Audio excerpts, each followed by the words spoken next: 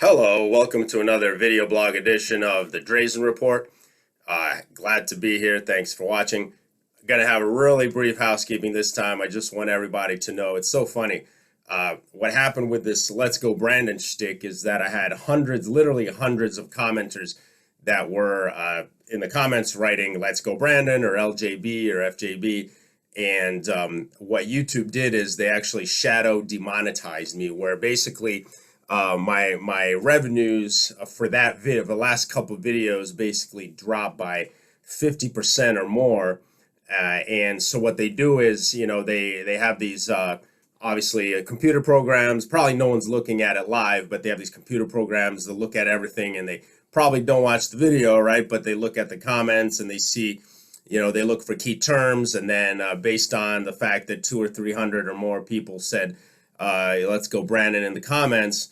What they've done is sort of denied me access to the so-called premium ads, which are the lucrative ads, right? So for their main sponsors, so to speak. So basically we got either fewer ads or junky ads, on this channel now, and not making as much money. But look, this is not a day job. This is just to cover my expenses, which unfortunately I'm not doing. But it's okay for now. Obviously, if I keep up the Let's Go Brandon shtick or other shticks where they don't like the comments, they'll continue to shadow demonetize me. So eventually, I'm going to probably move to another venue, like Locals, for example. Basically, put up a link to a video on Rumble, make it non-searchable on Rumble, but put a link on Locals. And maybe put it behind a paywall where you got to pay $2 a month to get the links to my videos or something like that. Let me know in the comments if that's something that you'd be interested in, if you'd pay $2 a month or something like that. Very interested. Please, no Telegram. I had a bunch of commenters saying I should go on Telegram. Telegram doesn't pay squat. There's no money to be, there's no way to make money on Telegram. So I just need to cover my expenses, whatever I'm paying the sitter, whatever, so that I can focus on, the babysitter, so I can focus on this channel, things like that. There's some subscription software, whatever.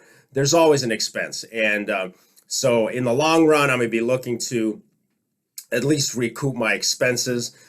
For now, YouTube's okay because I'm growing a following pretty quickly, and that's, you can do that easily on YouTube, but eventually I'm going to move. So let me know what your ideas are, if you'd want to donate on Patreon, or if you'd be willing to pay to get behind a Locals paywall, how much you'd be willing to pay, $2 a month, $3 a month, whatever. Just let me know in the comments. I expect a very lively comment stream today from this video where people, kind of give me their feedback on that. I really appreciate it if you give me your feedback. Again, not gonna leave YouTube immediately, but anyway, another thing, the likes on my for my last video kind of dipped from the previous one because I didn't ask people to like. I'm saying please like. Again, I'm reminding you, please like. What it does is it brings me higher in people's feeds. So if they're looking for something like Ukraine or financial crash or whatever, when people like me, a lot of people like me, I go from video 200 to maybe video 20 or something like that, right? So it's very, very important to like. If you're watching this, you're enjoying it, why not like it? I don't understand. I should have like 100% likes, honestly, not 20% people liking it, but 100%. Let's bring it closer to 100%. I appreciate it. Okay, so let's get into the substance here. The first thing I want to talk about on a little bit on this channel, and then on much more so on my blog, I have been on this shtick like the corona is coming back. And despite the fact that I've explained it in great detail on my blog, which is below my face, the address is below my face, a lot of people still aren't getting it. And it's not because they're dumb. My blog is like 100% smart people, okay, reading it. But the problem is everyone's in their own little rut. Yeah, and people think, okay, I'm Joe, and my corona shtick is I'm really upset about the vaccine side effects, and VAERS is underreporting, and their side effects, and VAERS is underreporting. And look, I'm not denying it. Look at Justin Bieber and his wife. It's freaking unreal. It's just This is a catastrophe, and it's going to impact, millions of people. Maybe some worse than others, but the fact is, if that's your shtick, where you're looking back at the damage that the vaccines have done, and you're not, I got a lot of comments on my blog like, Jacob, look at the VAERS, man. VAERS is underreporting. VAERS is underreporting. I'm like, yeah, no shit, Sherlock. We've known that for a year plus. Okay, VAERS is underreporting. Okay, what? And then I got a lot of people, with their vitamin D thing, or these eccentrics that want to convince everybody that vitamin D is the cure-all. I'm sure it's useful, but all they want to write about is vitamin D. Then you got the freaks that are like, viruses don't exist. Viruses don't exist. Jacob, you're crazy. Dreizin, you're crazy. You never had corona. It was a virus, man. It was not a virus. Corona's not a virus. It's just something. It's like, it's just psychological, whatever. You're brainwashed. You're crazy, man. And it's like, okay, there's a lot of people that think a lot of different things. Everyone wants to comment on my blog, right, about their own little personal obsession with some aspect of Corona news, and almost no one gets me. There's a few people, but not that many, at least not that many that want to comment. What I'm saying is, the Corona is coming back. It's going to hit the vaccinated. There's going to be a pandemic of the vaccinated. The death rate is going to be much, much, much higher than the 0.5% or whatever that we saw previously with the first round. And probably it's going to involve enormous economic and social dislocation.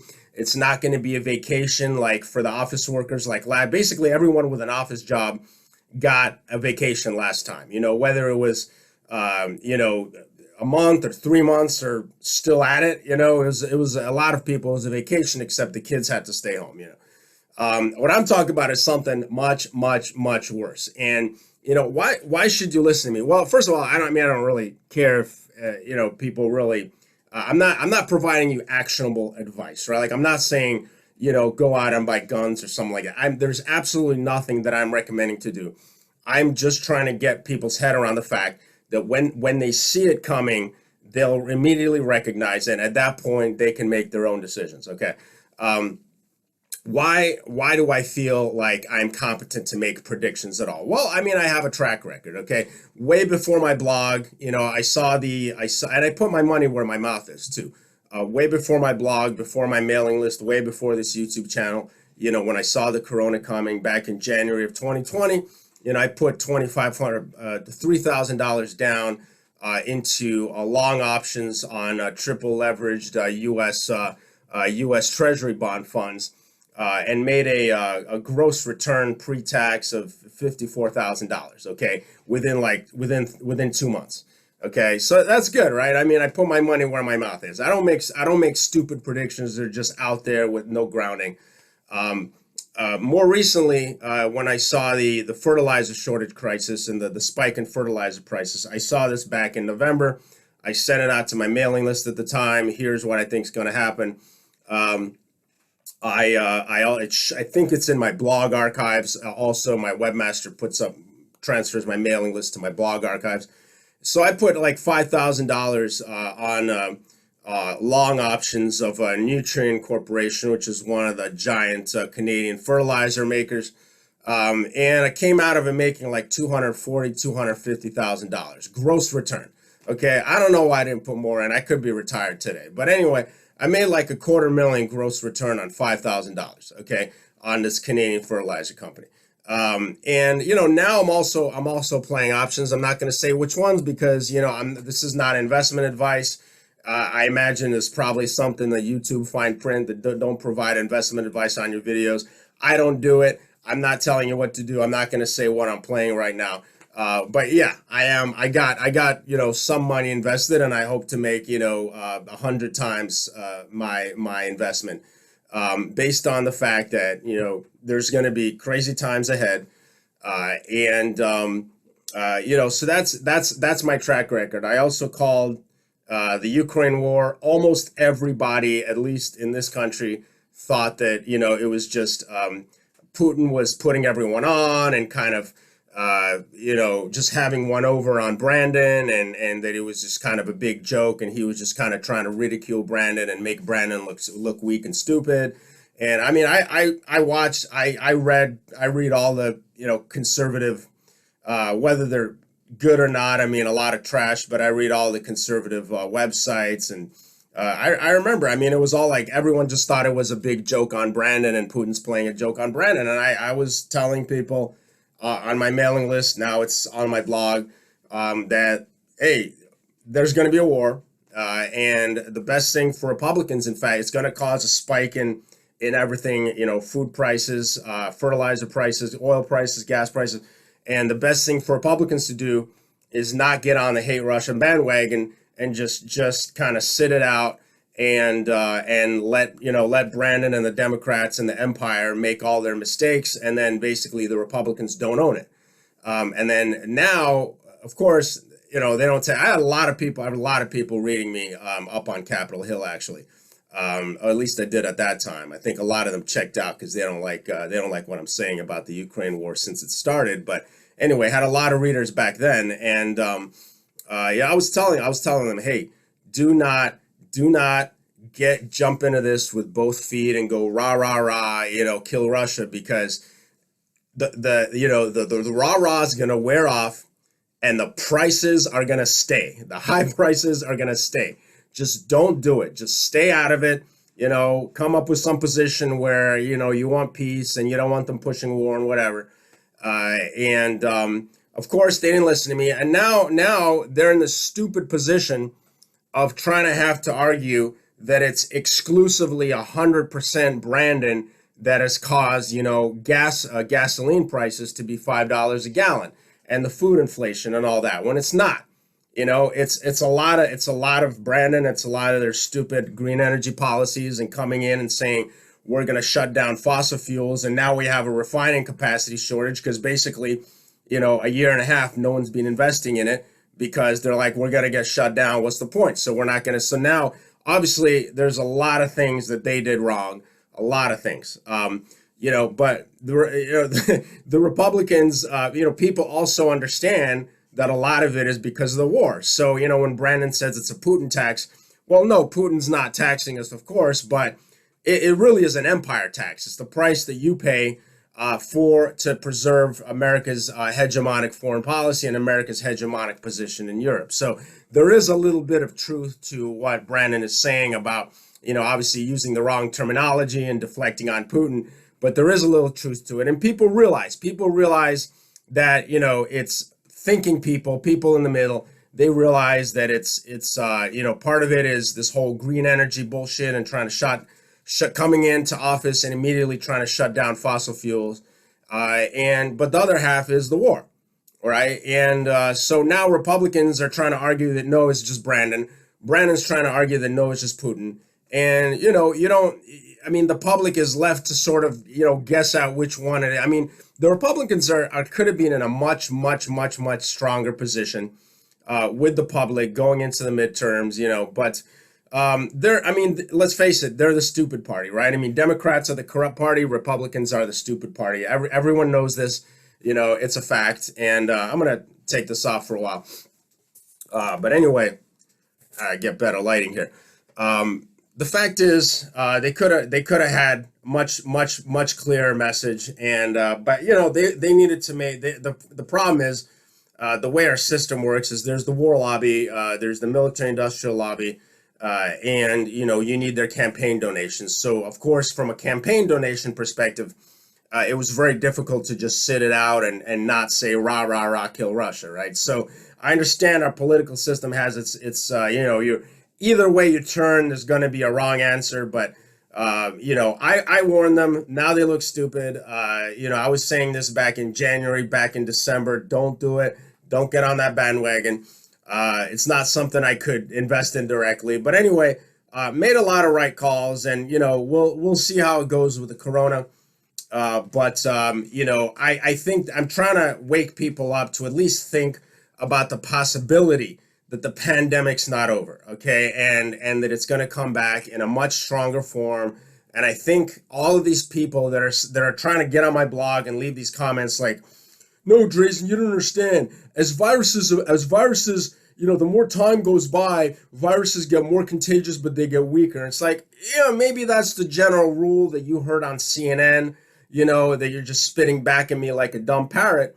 But the fact is, yeah, that's what happens if you just let the virus take its course, not trying to have this mass RNA, vaccination and messenger RNA vaccination campaign to prevent the virus from taking its course, right? So anyway, I'm sure I'm going to get more comments about vitamin D and viruses don't exist.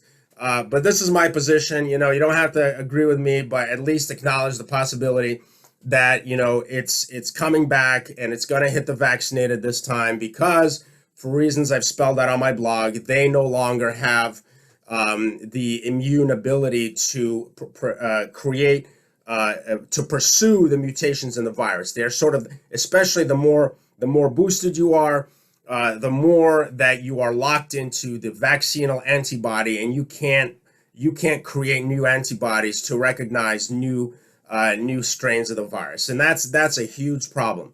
And my position is that with Russia, that's not such a problem. I really don't know. The Sputnik vaccine uses DNA, and it uses two different techniques. It's sort of a more comprehensive coverage, but it's not mRNA. Is it safer out? Whatever, I don't know. The point is that in Russia, the Russian population is a lot more skeptical, and the government got into the compulsion game, the you must get vaccinated game, a lot later than in Europe. And so there was a huge proportion of the Russian population, much higher than here in the USA, was basically already exposed to the virus before they got vaccinated.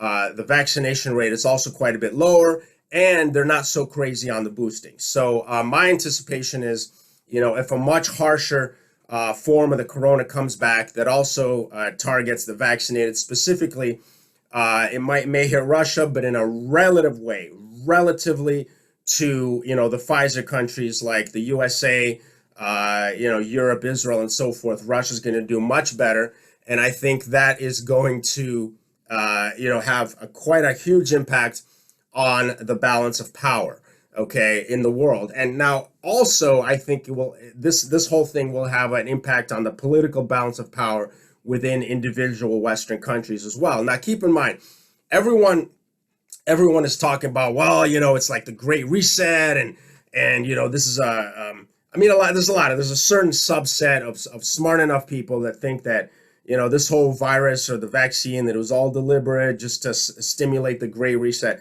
Let me tell you, these Davos crowd people, the World Economic Forum crowd, they're going to be, if this thing happens like I predict, they're going to be dying at a much, much, much higher rate than Joe Sixpack out in Alabama, right? I mean, so the fact is that if there's going to be a Great Reset, it's not going to go how they thought, right? Or not remotely how they thought. I mean, there might be a Great Reset, but it's not going to be the one that they anticipated, the one that they expected. Okay, so keep that in mind. If this happens like I predict, there's going to be a huge political effects, political realignment within individual countries, as well as geopolitical power realignment on the world scene.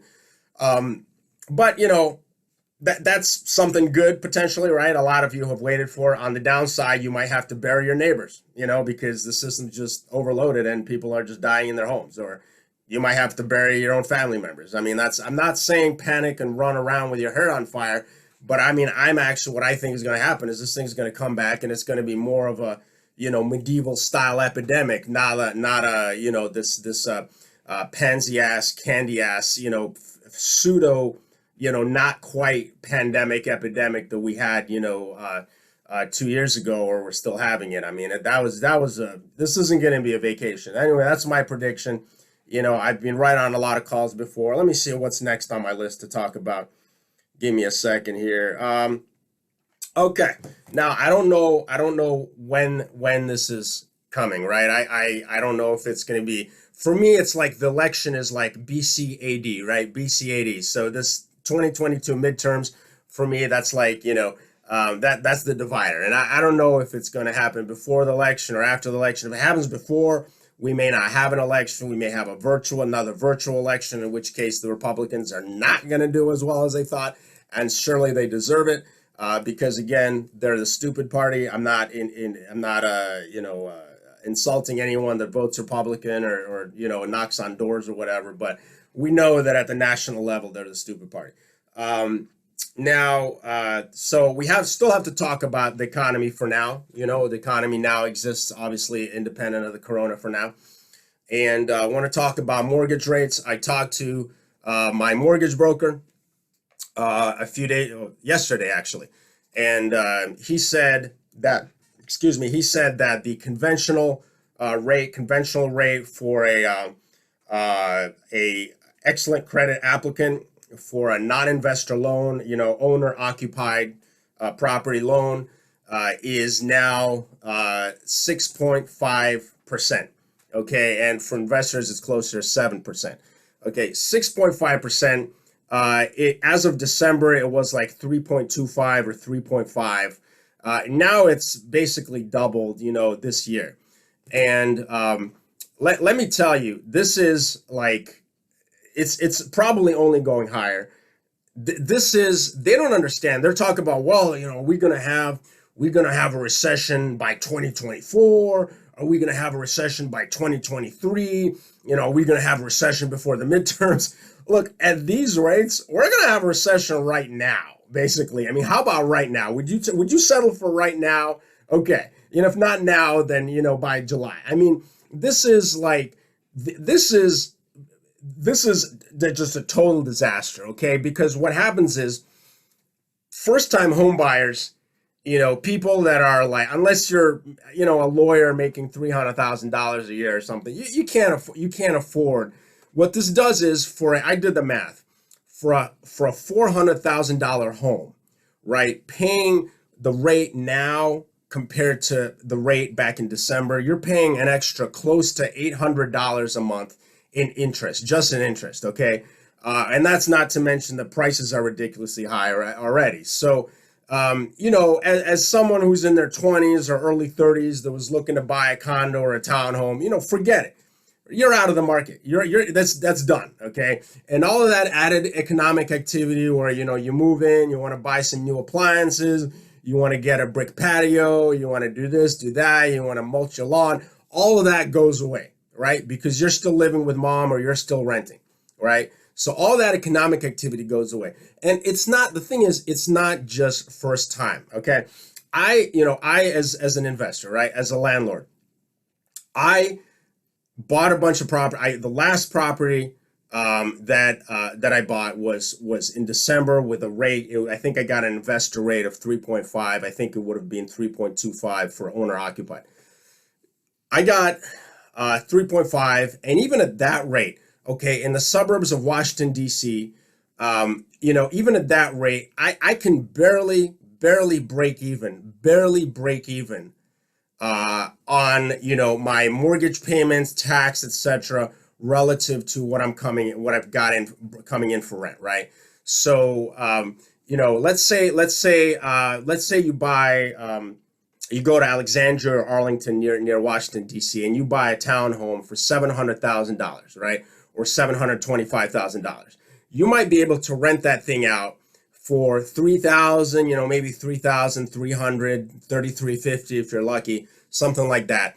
But with a 6.5% investor rate, let's say 6.9 or 7% interest rate, you're going to be paying like $5,000. I mean, close to maybe $4,500 or something like. It's not going to be $5,000, but it might be like $4,300 a month. In maybe $4,500 a month between your principal, your interest, your taxes, your insurance, and all that. So you're going to be out $1,000 every month, and that's with a 25% down on that $700,000 house, because that's the requirement for an investor loan. It has to be 25% down. So keep in mind, most investors, most landlords want to buy a house, rent it out, are taking loans. They're putting 25% down, but they're still taking loans. And I'm out of the market. I'm out. Forget it. 6.5, 6.9, 7%. I'm done. I'm out of this market, right? And most investors are going to be also. A lot of people think of investors, they think, oh, BlackRock, because you read about it in the news that BlackRock's buying up entire empty subdivisions in Texas and Arizona, and that's big and that's not so great. But for as a percentage of the total investor market, that is small. Okay, most investors are people that can't put the 100% down, so they put 25% down and they hope to make money renting it out. You can't make money. You're going to be losing. You'll be subsidizing your tenants, at the current mortgage rates. No one's going to do it. So you're looking at probably between first-time buyers, unless they inherited millions from their uncle or something, between first-time buyers and investors that don't pay 100% cash, you're looking at potentially 2/3 or more of the real estate market that now is just gone. That demand is taken out of the market and they're waiting for prices to come down and or rates to come down. Okay. And so what happens when you have a market that's overvalued, the price is already overinflated, and you take away potentially as much as 2/3 of the customers? What happens to prices, right? Well, okay. And then what happens to all that economic activity, Home Depot and Lowe's and all that? Look, people that are talking about, well, maybe there's going to be a recession in 2023, they're totally disconnected from reality. I mean, I think it's like these, financial journalists that are just trying to, all they're focused on is the stock market. We have a real economy, okay, of real estate and Home Depot and Lowe's and home contracting and home improvement.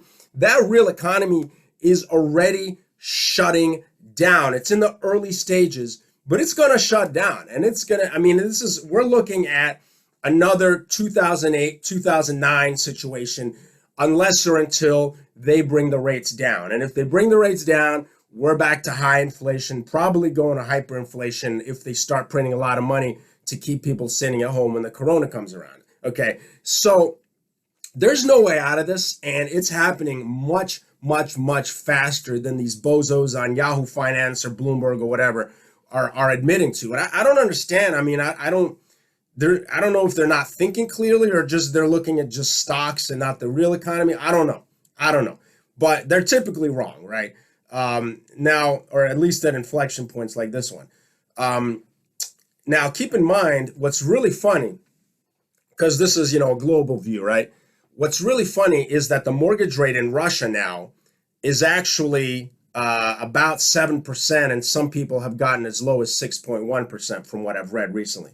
Okay, so now what they call it is a lьготная ставка, which means it's like a sort of a government subsidized rate, basically for this year. The Russian government has committed that if you're a good borrower or whatever, you're going to be able to get a loan at 7%.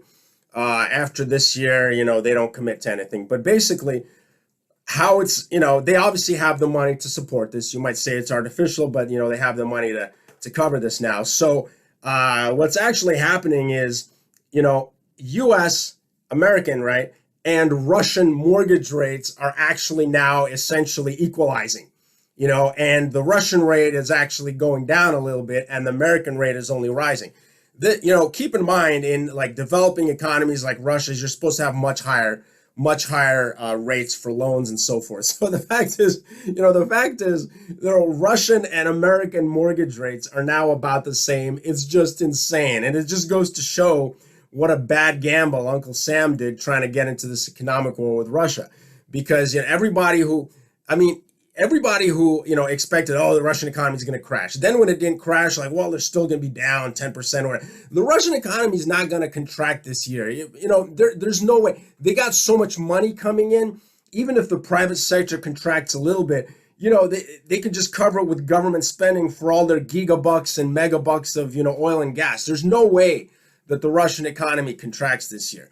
And the fact that Americans are soon about to pay higher mortgage rates than Russians, that's just the cherry on the cake. It means we lost, folks. We lost. Okay, it's all over but the dying at this point.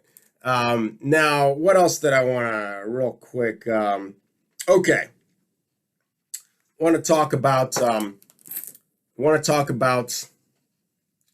the situation with those two dumbass Brits in Donetsk that are gonna get either gonna get strung up and hung, or they're gonna get the firing squad or whatever. It's these two Brits were at least one of them was with the Azov in Mariupol. He got taken prisoner.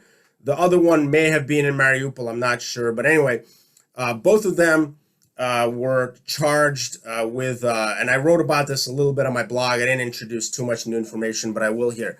Both of them were charged with membership in a unlawful military organization, something like that. Membership in an unlawful military organization, which under Donetsk law carries the death penalty. And these people have been sentenced to death. They have a 30-day window to appeal, but supposedly they have not yet appealed. So the UK government is freaking out now. They recently arrested some alleged Russian spy trying to get on an airplane out of the country so they can have a bargaining chip. I don't think it's going to work. I think that the natives, the savages over there, are finally going to hang their first two white men, and basically or boil them alive or whatever these savages do. And I think that obviously I'm speaking sarcastically, but it's going to be a big shock. It's going to be a big shock to the Brit media, to the Brit public, where the British Foreign Secretary, this joke lady Liz Truss, I mean, she told Brits to go over there and fight for Ukraine, and they did. And now they're going to get executed, two of these guys, and it's going to be a big signal to all the others to, hey, you can die or get taken prisoner and get executed, or you can leave the Ukraine now while you're still alive, right? So it's a big signal. Why do I think that it's actually going to happen? Why am I convinced? I would almost bet money on it that they're actually going to go through with this. Well, this is very interesting. You'll never hear anything about this from any other source. This is just based on the fact that the Dreizin report has its ears so close to the ground with Russian and Donetsk news, reading it in that language, in the native language. And here's what I've come up with. It used to be shortly after the big surrender in Mariupol, right? You had first the Ukrainian Marines surrendered. Then you had the Azov surrender. They took close to 5,000 prisoners in Mariupol alone, about 4,600 at least. And then between all the other prisoners that they took on all the other fronts and theaters of the war, the Russians had about 8,500, should be closer to 9,000 now, Ukrainian uniformed personnel that they took prisoner, whether they were Ukrainian Army, Navy, Border Guard, Police, Ukraine Security Service, the National Guard, including the Azov, etc., etc. About 8,500 to 9,000. Now, all of a sudden, about 2 weeks, within the last 2 weeks, maybe 10 days, something like that, all of a sudden, all of the Russian war correspondents and all of the news sources, they started talking like, well, Russia has in its custody about 6,000 or 6,500 Ukrainian uniformed personnel. It's like they all got the memo and they turned on a dime that no, you can't say we have 8,500, 9,000. It has to be 6,000, 6,500. Now, I know they're doing prisoner swaps all the time, but the Ukrainians they're doing one for one. The Ukrainians never took thousands of Russian prisoners, okay? They took most 1,000, and half of those have been swapped already. So the fact is, there's this gap, right, between 8,500, 9,000, 6,000, 6,500. There's like a gap of, 2,500, 3,000 Ukrainian personnel that just disappeared. Russia's not accounting for them, and they're not claiming them. They're not claiming, they used to say we had 9,000 prisoners. Now they're saying we had 6,500 prisoners 2 weeks later. What happened? Did these guys all die from typhus or something? No. What happened, and this is the only logical explanation that I can conceive of, is that they got the memo. These Russian war correspondents, these Russian news sources all got the memo from the administration of the president, right, otherwise known as the Kremlin, that, hey, the prisoners that are in Donetsk custody don't say they are in Russian custody. So in Russian language, there's Ruski, which is the Russian ethnos or the Russian language.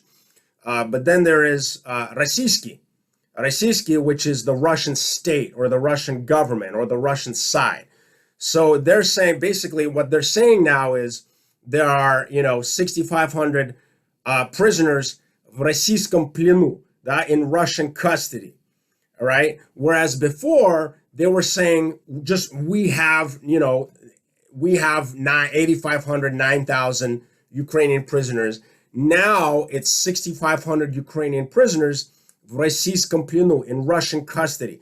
So they got the memo to cut out about 2,500 Ukrainians that are being held in Donetsk or Lugansk. So now they have the flexibility to say, well, you know what? We have nothing to do with it. These guys are not in Russian custody. We've made very clear they're in Donetsk and Lugansk custody. Donetsk and Lugansk have their own laws. If they want to execute terrorists, if they want to execute some of these Azov guys or these foreign mercenaries, they can do that. Has nothing to do with us. We've washed our hands of it, and it's a different legal system over there. Yeah, these two little countries are under Russia's wing. Obviously, couldn't exist without Russia. But again, they have this kind of formally speaking, they have this rhetorical structure where they have now brought these prisoners out of Russia's umbrella and said that they're basically Donetsk and Lugansk exclusively, right? So that's what they've done. That's the memo that's gone around, and of course that gives them a lot more flexibility. If Donetsk and Lugansk want to execute some of these guys, some of these foreign mercenaries, foreign volunteers, to scare the rest off so that they leave and go back to England or Switzerland or Brazil or whatever. Now they have the flexibility to do that and to say, oh, it's not Russia, it's these locals, they're a little emotional. They wanted to execute some of the Azov guys, whatever. So this is my take. I think that there's no other explanation for what happened, with the numbers being changed so radically and rapidly. And I think these guys really are going to get either strung up or shot by firing squad. And I can't imagine. I mean, this is going to be such a shit show with the British media. Oh my God. I mean, these tabloids are like trashiest of the trash of the entire world, like on the best day. Can you imagine when these two Brits get strung up in Donetsk? I mean, as ugly as they are, they're going to be like national heroes now and going to be drawing halos around their head. It's going to be ridiculous. What else did I want to talk about? Okay. Last thing for today. When a lot of people, it's still a tiny minority, but a lot of people did catch on to my criticism of Scott Ritter in my last video. And they said, no, Jacob, you're wrong. Scott never said that the HIMARS, sending HIMARS to the Ukraine would be a game changer. You're not criticizing him fairly there. And I have to admit, he did never say, I accused him of bouncing around. He says Russia's going to win. Then, oh my God, Russia's going to lose, whatever. I admit it's true. He never said that the HIMARS specifically would be a game changer. What he said is a game changer is the $40 billion in assistance that was passed by the U.S. Congress to be used for the Ukraine. And he actually compared that to the Russian military budget and said that this is almost Russia's annual military budget. And this is, Russia's not going to be able to win like this unless they massively mobilize and call up the reserves and all that. And it's just off on so many angles. I mean, where do I even start? First of all, how can you compare? I mean, Russia gets like 10 times more bang for its buck, from what it spends on its military, than America. For America, like $40 billion, it's enough to buy some tissues to wipe your nose, right? So there's no game changer there. I mean, the U.S., government sent, hundreds of billions into Afghanistan, and the Taliban still won, okay? $40 billion is not a game changer. That's ridiculous. The next thing he said is, now that the U.S. and NATO are massively committed to this massive supply and training operation of the Ukraine, the only way Russia can win is if it has a mass mobilization, calling up the reserves and everything. And in that case, the gentleman was speaking from ignorance because, again, with the Dreizin report, I have my ear close to the ground. I speak the language. I track their news very carefully. I'm able to read between the lines. And what I can tell you is that Russia has had a covert mobilization. They have called up They have called up probably at least several tens of thousands of reservists since this war started. They have also gotten tens of thousands of civilian volunteers to fight in the Ukraine. First and foremost, this 6th Kazakh Regiment that is now working in Severodonetsk and the area of Zolotoye, north of Popasna, trying to encircle the Ukrainians over there. So there has been a mobilization. It's just not something that they advertise in the headlines. Like, look, we've got civilian volunteers coming in, that are basically like a militia. We've got, we're partially calling up the reserves, da, da, da. They're not going to advertise. Just because they're not advertising it doesn't mean it's not happening, right? So in that sense, I think, Ritter was off on a number of points, partly from ignorance and partly from the fact that, he is bouncing around. $40 billion is going to make no difference at all. If the USA plows $100 billion into the Ukraine, it's still going to make no difference. We're seeing, the Russians are literally taking out this stuff, either destroying it or taking it as trophies or, war trophies. They're taking the stuff out literally as soon as NATO can get it into the country. I mean, there's literally essentially almost no net increase in Ukrainian hardware because it's being taken over or destroyed by Russia. Okay, I'm not saying that it's not making a difference. Okay, but when you use the term game changer, that has a strong connotation, and you're implying that it's going to change the course of something or hugely impact, and it's not. It's just making the war somewhat longer, but the outcome is absolutely clear regardless. Now, the very last thing that I want to say is a little bit of housekeeping, because, again, I'm just trying to cover my expenses on this channel, with the ad money.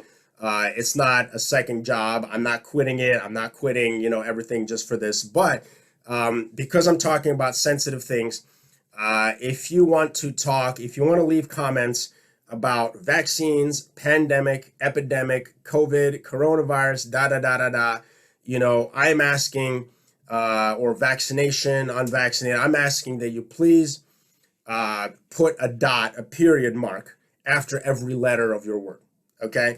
That way the YouTube algos, they can't pick up on it. They can't flag me that I'm some kind of suspect account because frankly, they don't want people talking about this at all. I'm not clearly in my message, I'm not saying don't get vaccinated. I think if you did, you probably screwed. But, I'm not actually saying that. I'm not making any value judgments. I'm just saying what I'm saying. But, they're going to pick me up and flag me and just completely demonetize me. So we have to be careful about our comments. So just for kicks, make it fun. Let's put a dot after every letter of any sensitive word. Also, if you want to say FJB, LGB, let's go, Brandon, put a dot after every letter. Make it fun. And now let me put this back on for closing. I just want to clarify to everybody. I appreciate I do have some, true lefties watching me, not these neolib scumbag Democrats. And, I'm not, this is not a statement of that I'm voting a certain way. Okay. This is just, I'm questioning illegitimate authority. And it's not illegitimate because of some election or whatever. I'm past that. I don't care anymore. It's illegitimate because of the way they govern. They've come in and they've just destroyed everything. The border, the energy industry. I mean, they've done it for an very narrow ideological agenda. We're all going to be paying for it. We're all going to be paying. I think when the corona comes back, we'll be paying for it in double. And so this is just my message to say, look, I'm going to disrespect your illegitimate authority. And for all those dumb shits that say, oh, you're disrespecting the president, Jacob, this is a, I'd love to take you seriously, but you've turned it into a circus. Look, the circus, let me tell you what the circus is. The circus is, there's a federal law in the U.S. that you cannot protest directly outside of a federal judge's house, okay? But we've got people that are trying to intimidate Kavanaugh and Amy Coney Barrett, okay, that right outside their houses, that are shouting, at any time of day or night. And the FBI has been requested, the local law enforcement up there in Maryland, in the DC suburbs in Maryland, has been requested okay, to please, please come in and deal with these people. They're not violating local ordinances, but they're violating federal law. Please come in and protect these judges. And the feds have refused. The FBI, under the DOJ, under Merrick Garland, has refused to enforce federal law to prevent federal judges from being harassed in advance of this big Roe versus Wade decision on abortion. Okay, so that is a circus. Okay, that is illegitimate. There's nothing wrong with this. If you have a problem with this, get the hell off this channel. I'm gonna block you, block your comments. You're stupid. Hey, thank you so much for watching, and this has been a long one, and I appreciate it. I'll see you again soon.